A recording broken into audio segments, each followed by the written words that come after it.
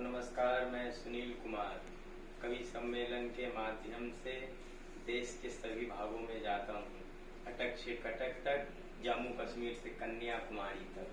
वहाँ लोग मुझे देखते हैं और पूछते हैं, बेटा कहाँ से आए हो? मैं उन्हें बताता हूँ जबलपुर से आया हूँ।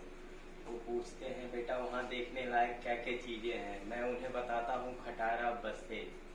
वो बोलते हैं देखने लायक।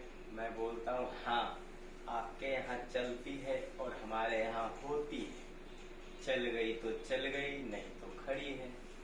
सोमवार को लगती है, मंगलवार को छूटती है। रात भर सवारी उसी में सोते हैं, सुबह फिर भी सीट के लिए झगड़ा होते हैं।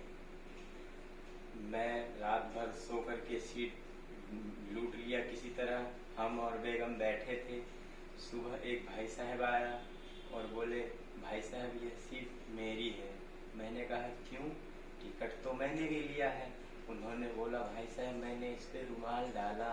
मैंने कहा तो क्या रुमाल डालने से आपकी हो गई? बोले हाँ। मैंने कहा शुक्र है आपका, बगल में मेरी बेगम बैठी है, आपने उस पे नहीं डाला, नहीं तो वो भी आपकी हो जाती। फिर मैंने देखा बस तो अभी बहुत देर तक लगेगी, मैं बाहर थोड़ा सा घूम के आ जाऊं। मैं जैसे ही बाहर निकला तो वहाँ देखा कंडक्टर चिल्ला रहा है, जबलपुर चलो जबलपुर चलो।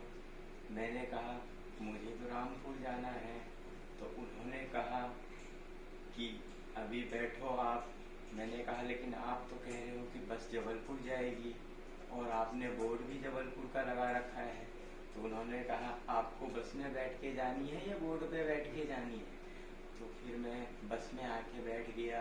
मैंने दाएं वाले दादा से पूछा, दादा कहाँ? बोले जबलपुर। मैंने बाएं वाले दादा से पूछा, दादा कहाँ? बोले रामपुर। मैंने कहा मैंने ड्राइवर के पास गया।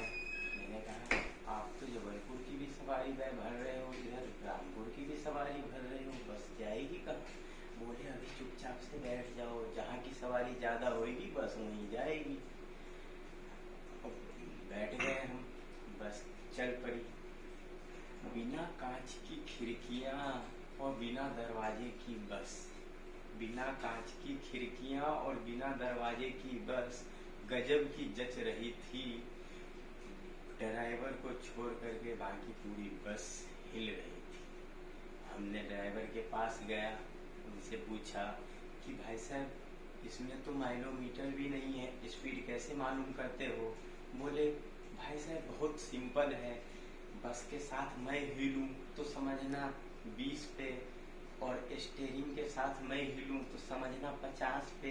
बोला इससे आगे? बोला साला एक्सीडेंट करवाएगा क्या? फिर रोड पे बस के साथ भैंस चल रही थी तो बस धीरे धीरे चलने लगी। मैंने सोचा बस इतनी धीरे धीरे चल रही है तो मैं बाहर से पान खा के आ जाऊं। मैंने कंडक्टर से पूछा, भाई साहब अभी बस तेज चल रही है या भैंस तेज चल रही है? बोले अभी तो भैंस ही तेज चल रही है।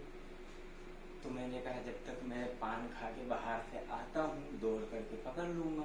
कंडक्टर बोला भाई साहब दौड़ करके मत आना, नहीं तो आगे वाले में बैठ जाओगे। मैंने कहा ठीक है।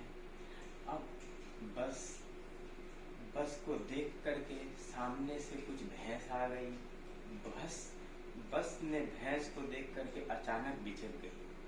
आपके यहाँ भैंस बिचक जाती है, हमारे यहाँ बस बिचक जाती है। सामने से आती हुई भैंस को देख करके अचानक बस बिचक गई और नाले से बची तो नदी में उतर गई।